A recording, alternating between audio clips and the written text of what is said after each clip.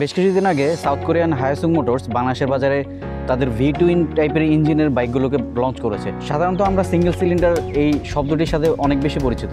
এছাড়াও পৃথিবীতে অনেক ধরনের ইঞ্জিন টাইপ রয়েছে, যেমন parallel twin, V twin, inline 3, inline 4, V4 এবং ফ্ল্যাট টুইন, অনেকগুলো টাইপেরই ইঞ্জিন রয়েছে পৃথিবীতে। শুধুমাত্র আমরা লোয়ার সিসির ডার্ট বাইক, কমিউটার বাইকের সাথে পরিচিত বিধায় আমরা শুধুমাত্র সিঙ্গেল সিলিন্ডার শব্দটা এতদিন শুনে আসছি। এই ভি টুইন টাইপ সহ বিভিন্ন ধরনের ইঞ্জিন সম্বন্ধে আজকে আপনাদের সাথে আলাপ করব।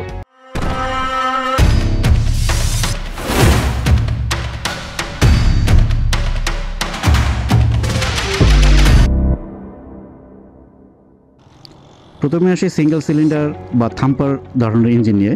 এটা হচ্ছে সবচেয়ে সিম্পলেস্ট এবং মোস্ট কমন ইউজ টাইপের একটা ইঞ্জিন, যেটা স্পেশালি স্মল ডিপ্লেসমেন্ট এবং ডুয়েল স্পোর্টস টাইপের বাইকের জন্য ব্যবহৃত হয়। এটা লেআউটটা যদি বলি, সেটা হচ্ছে একটা পিস্টন একটা সিলিন্ডারের মধ্যে আপ অ্যান্ড ডাউন পজিশনে মুভ করতে থাকে এবং কম্বাসন চেম্বারে ব্লাস্টের মাধ্যমে পাওয়ার জেনারেট করে। এটার ক্যারেক্টারিস্টিকটা যদি একটু বলি, সাধারণত এই সিঙ্গেল সিলিন্ডার ইঞ্জিনগুলোর ম্যানুফ্যাকচারিংটা চিপ হয়, সিম্পল হয় এবং লাইট ওয়েটের হয় এবং এটার মেনটেন্যান্সটা খুবই ইজি। আর সবচেয়ে বড় বিষয়টা হচ্ছে এটা লো এন্ড টর্কটা ভালো থাকে, যেটা অফরোড এবং সিটি রাইডিং এর জন্য খুব বেশি প্রয়োজনীয়। তবে এটার কিছু ড্রব্যাকও রয়েছে, যেমন এটার ভাইব্রেশন থাকে, পিক পাওয়ারটা কম থাকে, এটার সময় একটু বাজি টাইপের মনে হয় হাই আরপিএম এর ক্ষেত্রে। কমন ইউজার যদি বলি, এন্ট্রি লেভেলের bike, dirt bike, dual sports, commuter এবং স্মল টাইপের রেট্রো যে বাইকগুলো রয়েছে সেগুলোতে এই ইঞ্জিনটা ব্যবহৃত হয়। ফর এক্সাম্পল, রয়্যাল এনফিল্ড ক্লাসে 350 সিসির ইঞ্জিন, বাট এটা একটা সিঙ্গেল সিলিন্ডার ইঞ্জিন। এছাড়া আমাদের মোস্ট যে কমিউটার বাইকগুলো আছে, যেগুলো বাজাজ, রানার, টিভিএস, বিভিন্ন কোম্পানি বাংলাদেশের বাজারে নিয়ে আসতেছে, সেই বাইকগুলো সাধারণত সিঙ্গেল সিলিন্ডার বলে হয়ে থাকে। এর পরবর্তীতে আসে টুইন সিলিন্ডার কিংবা ইনলাইন 2 টাইপের ইঞ্জিন। এই ইঞ্জিনগুলো সাধারণত একটা ক্র্যাঙ্কশ্যাফটের সাথে দুইটা সিলিন্ডার সংযুক্ত থাকে, যেটা প্যারালালি একই সময়ে অথবা অল্টারনেটিভ সময়ে আপ ডাউন করতে থাকে পিস্টনগুলো। এটা ডিপেন্ড করে ক্র্যাঙ্কশ্যাফটের কনফিগারেশনের উপর। এটার ভালো একটা দিক হচ্ছে এটার ব্যালেন্স খুব সিম্পল, স্মুথনেস এবং পাওয়ার এবং টর্ক পরিমাণ ভালো থাকে এবং টপ এন্ড পারফরমেন্সটাও সাধারণত এই বাইকগুলো থেকে বেশি হয়ে থাকে। আমরা সাধারণত ট্যুরিং বা স্পোর্টস টাইপের বাইকে এই ধরনের ইঞ্জিনগুলোকে দিয়ে থাকি। বহুল প্রচলিত royal Enfield interceptor 650, Yamaha MT7, CF মোটো 650 NK, এই ধরনের বাইকগুলোতে এই টাইপের ইঞ্জিনগুলো ব্যবহৃত হয়। এছাড়াও আগের দিকে যে একটু যাই, 1980 বা 90 দশকে হোন্ডা বেনলি 125 কিংবা হোন্ডা রোডমাস্টার 200, এই বাইকগুলোতে এই টুইন টাইপের ইঞ্জিন ব্যবহৃত হয়েছিল। ভিডিওর মাঝখানে একটা মেসেজ আপনাদেরকে দিতে চাই। ইউটিউবের ট্রাফিক অ্যানালিটিক্স সাজেস্ট করছে এই চ্যানেলটির 95% ভিউয়ার্স এই চ্যানেলটি সাবস্ক্রাইব না করেই চলে যাচ্ছে। Please do subscribe this channel, it will inspire me to come up with more informative video for you. এর পরবর্তীতে আসে ভি টুইন বা ট্রান্সভার্স ইঞ্জিন। সাধারণত দুইটা সিলিন্ডার পাশাপাশি সমান্তরালে ভি শেপে একটা সিঙ্গেল ক্র্যাঙ্কশ্যাফটের সাথে সংযুক্ত থাকে, যেটা 90 থেকে 45 ডিগ্রি অ্যাঙ্গেলের মাঝামাঝিতে থাকে। সাধারণত ক্রুজার টাইপের বাইকে এই ধরনের ইঞ্জিন ব্যবহার করা হয়। এটার কারণটা হচ্ছে, যেহেতু এটা ভি শেপে দুইটা সিলিন্ডার থাকে এবং ওয়েট ডিস্ট্রিবিউশনটা সাধারণত একটা পয়েন্টের দিকে ঝুঁকে যায়, এই জন্য ক্রুজার বাইকগুলোতে এই ধরনের ইঞ্জিনগুলো ব্যবহৃত হয়। এই ইঞ্জিনগুলোর একটা ক্যারেক্টারিস্টিক হচ্ছে লো এন্ড এবং মিড রেঞ্জে বেশ সুপার টর্ক জেনারেট করে এই বাইকগুলো। সাধারণত ট্যুরিং বাইকে এই ইঞ্জিনগুলোকে বেশি দেখা যায় এবং ক্রুজার বাইকে সবচেয়ে বেশি দেখা যায়। বাংলাদেশে হায়াসুং মোটরস যে ভি টুইন টাইপের ইঞ্জিনগুলো নিয়ে এসেছে এবং সবগুলো হচ্ছে ক্রুজার টাইপের বাইক।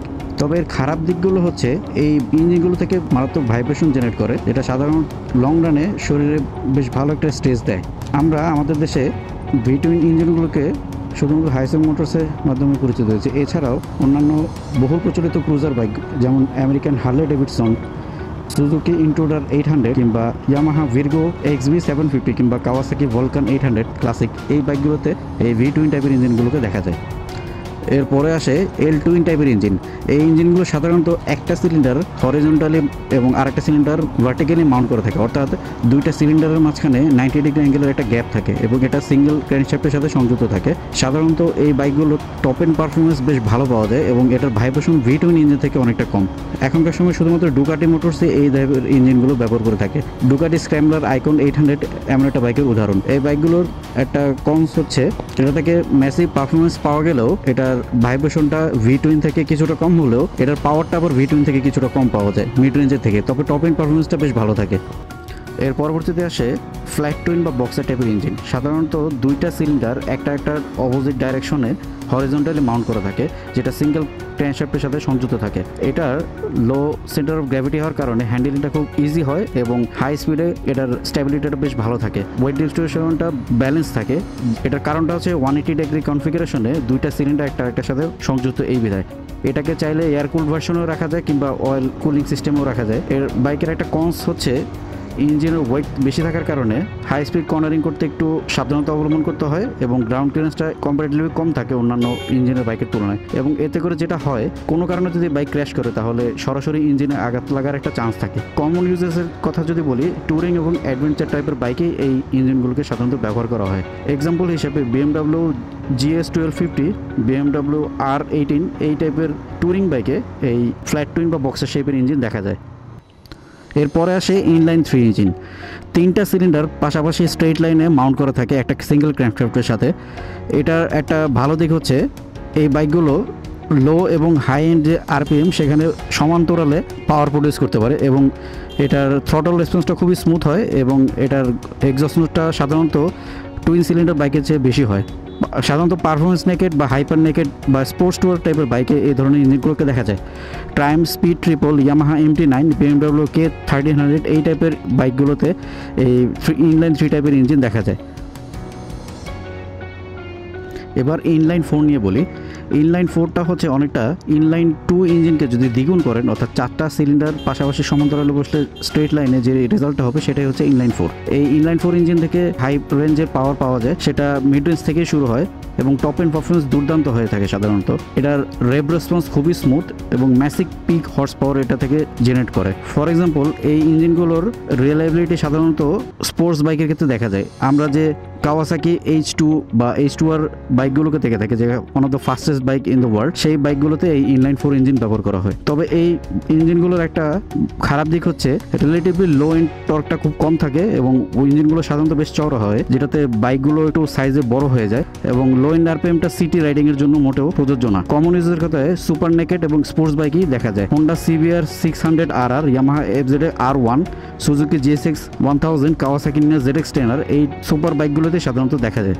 এরপরে আসি ফ্ল্যাট 4 বা বক্সার 4 টাইপের ইঞ্জিন নিয়ে। সাধারণত বক্সার টুইন ইঞ্জিনকে দ্বিগুণ করলে যে অবস্থানটা দাঁড়ায় সেটা এই ধরনের ইঞ্জিনকে বলা হয়, অর্থাৎ একটা ক্র্যাঙ্কশ্যাফটের দুইটা মাথাতে দুইটা বক্সার টুইন ইঞ্জিন মাউন্ট করা থাকে, যেটার রেজাল্ট হিসেবে স্মুথ পারফরমেন্স পাওয়া যায়, স্টেবল এবং কমফোর্টেবল রাইড পাওয়া যায় এবং লং ডিস্টেন্স কভার করার জন্য যে বাইকগুলোকে বিল্ড করা হয় সেই বাইকে এই ধরনের ইঞ্জিনগুলোকে বেশি দেখা হয়। এই টাইপের ইঞ্জিনগুলোর একটা বড় দিক হচ্ছে এটা মাসের পর মাস টানা চালালেও কোনো ধরনের ইঞ্জিন পারফরমেন্স ডাউন হয় না এবং এটার মেনটেনেন্সটা এবং ম্যানুফ্যাকচারিংটা কম্পারেটিভলি অন্যান্য ইঞ্জিন থেকে একটু বেশি। এজন্য হাই এন্ড বা দামি বাইকগুলোতে এই ধরনের ইঞ্জিনকেও দেখা হয়। ফর এক্সাম্পল, বাংলাদেশে আমরা দু একটা হোন্ডা গোল্ডিং 1800cc-র যে বাইকগুলোকে দেখে থাকি সেগুলো হচ্ছে এরকম বক্সার 4 টাইপের ইঞ্জিন। এর পরবর্তীতে আসি V4 ইঞ্জিন নিয়ে। V4টা ইঞ্জিন হচ্ছে সাধারণত দুইটা V2 ইঞ্জিনকে যদি একটা সিঙ্গেল ক্র্যাঙ্কশ্যাফটের সাথে মাউন্ট করা হয় যে অবস্থানটা তৈরি সেটা হচ্ছে V4 ইঞ্জিন। সাধারণত এটার ইনক্রিডিবলি কম্প্যাক্ট ডিজাইন হয়ে থাকে এবং শর্ট ইঞ্জিন হওয়ার তাতে বেটার চ্যাসিস ডিজাইন করা যায় এবং এটা থেকে ম্যাসিভ পাওয়ার পাওয়া যায় লো RPM এর ক্ষেত্রে। এটার এক্সস্ট নোট ইনলাইন 4 এর চেয়ে কম হলেও গর্জনটা বেশ স্মুথই মনে হয় যারা আশেপাশে থেকে শুনতে পায়। কনসগুলো হচ্ছে এটার ডিজাইন খুবই কমপ্লেক্স, এক্সপেন্সিভ হয়ে থাকে ম্যানুফ্যাকচারিং ক্ষেত্রে এবং মেনটেনেন্সটা বেশ জটিল এবং এটা ইনলাইন 4 থেকে একটু বেশি চওড়া হয়ে থাকে। কমন ইউজের ক্ষেত্রে দেখা যায় high performance sports bike, sports naked bike বা ট্যুরিং যে বাইকগুলো আছে সেগুলোতে এই V4 ইঞ্জিন ব্যবহৃত হয়। আমরা Honda VRF 800 interceptor, Ducati Panigale V4, Aprilia RS V4 এই টাইপের বাইকে এই ধরনের ইঞ্জিনগুলোকে দেখে থাকি। তো এই ছিল আজকের ভিডিও আপনাদের সাথে। আমার চ্যানেলটি সাবস্ক্রাইব করে রাখুন এবং নেক্সট ভিডিওর জন্য বেল আইকনটি প্রেস করে রাখুন। সবাইকে আল্লাহ হাফেজ।